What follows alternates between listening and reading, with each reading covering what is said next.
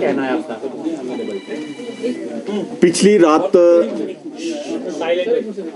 1 बजे के करीब माल रोड पर रिपोर्टिंग रूम के बिल्कुल साथ रेस्टोरेंट में चौपाल चुनाव क्षेत्र कुपी का मुनीश नाम का लड़का उस रेस्टोरेंट में काफी टाइम से नौकरी कर रहा था।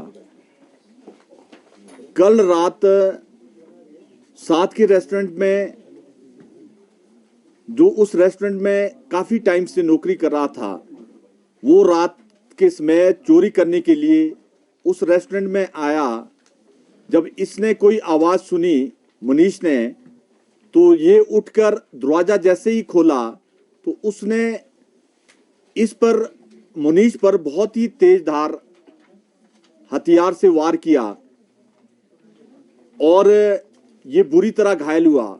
घायल होने के बाद ये रिपोर्टिंग रूम की तरफ भागा और पीछे से जिसने मुनीश का कत्ल किया वो हत्यारा भी पीछे से भागा और बिल्कुल रिपोर्टिंग रूम के दरवाजे के सामने उसने और वार करके उसको गिराया। वहां पर बहुत ब्लड भी गिरा। फिर जब वो मुनीश गिरा वहां पर, उस लड़के ने वो हथियार भी वहीं फेंका और वो भाग गया। फिर मुनीश ने वही हथियार फेंककर पुलिस के कंट्रोल रूम में फेंका। फिर पुलिस वाले उठे, उसके बाद उसको हॉस्पिटल ले गए।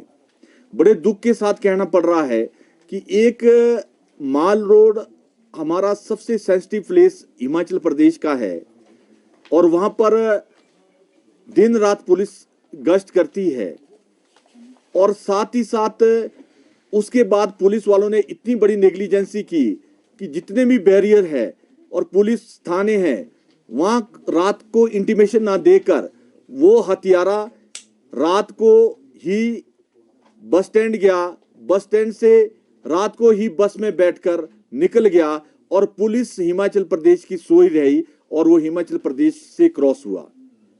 और मैं समझता हूं कि इतनी बड़ी लापरवाही पुलिस ने की है। एक हत्यारे को हिमाचल प्रदेश से जाने दिया। इसमें लगता है कि पुलिस हिमाचल प्रदेश की बहुत ही लापरवाह है, बिल्कुल भी संवेदनशील नहीं है, किसी भी मैटर में वो सीरियस नहीं होती। और उसके बाद हैरानी और आगे बढ़ी जब पूरे चौपाल के लोग, कुपवी के लोग शिमला पहुंचे।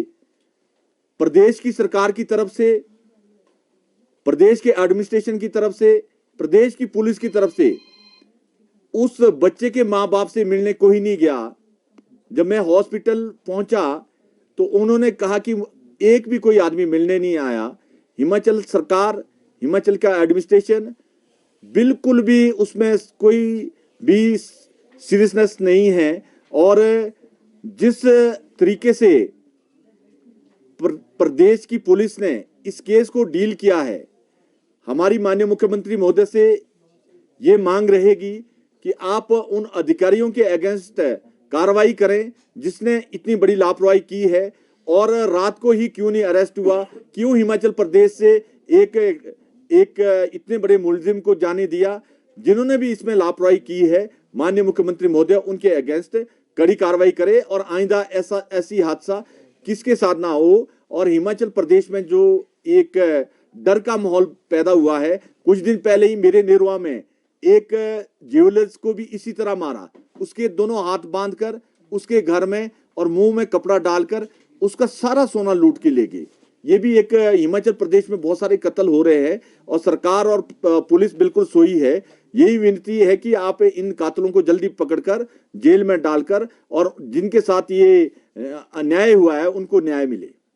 लेकर के मुझे बहुत ज़्यादा नहीं कहना है। मैं यही कहूँगा, एक रेफरेंस जरूर मैं कहूँगा। आज विधानसभा के अंदर हमने प्रश्नकाल से पहले पॉइंट ऑफ ऑर्डर पर एक बात कहने की कोशिश की है और उसमें जो कानून व्यवस्था, जो बिगड़ती कानून व्यवस्था, शिमला पुलिस कंट्रोल रूम को जो हमारा है, जो माल रोड पर reporting room, sorry, reporting room के सामने रात के लगभग 1:30-2 बजे के बीच में एक नौजवान 21 साल के लड़के की वहां पर हत्या होती है और जो हत्या करने वाला इनके बलबीर वर्मा जी की कॉन्स्टिट्यूंसी से है, जिसकी हत्या हुई, और जिसकी हत्या हुई वो इनकी कॉन्स्टिट्यूंसी से है और उसके कारण बहुत बड़ा रोष है, आक्रोश है पूरे प्रदेश भर में और इनके इलाके में तो है ही है। लेकिन हैरानी की बात है कि जो हत्यारा है, जो हत्या करने वाला यहाँ से भाग निकला है और जो जानकारी हमको मिली है कि वो हिमाचल की बाउंड्री से बाहर निकल चुका है, लेकिन पुलिस अभी तक भी उसको पकड़ नहीं पाई है।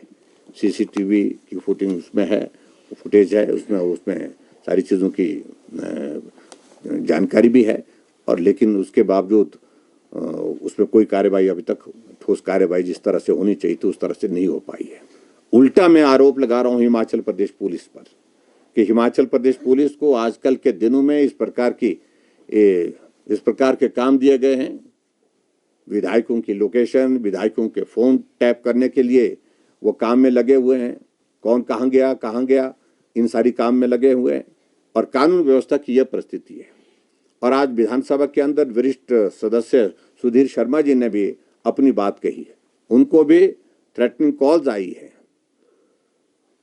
मारने की धमकी आई है और डीजीपी से बात, मुख्यमंत्री से उन्होंने बात की है और मुझे लगता है कि उस संदर्भ में वो सरकार इसका संज्ञान लेगी।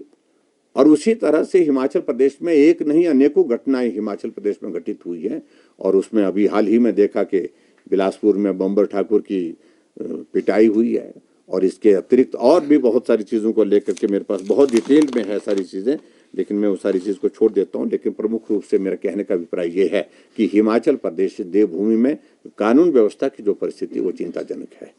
मित्रों, आज की इस पत्रकार वार्ता में तो प्रमुख रूप से मुझे यही बात कहनी थी और हिमाचल प्रदेश में इस राज्यसभा की सीट के लिए जिस प्रकार से सरकार का और सत्ता का उपयोग दबाव के लिए किया जा रहा है, ये कतई भी उचित नहीं है, ऐसा मेरा कहना है।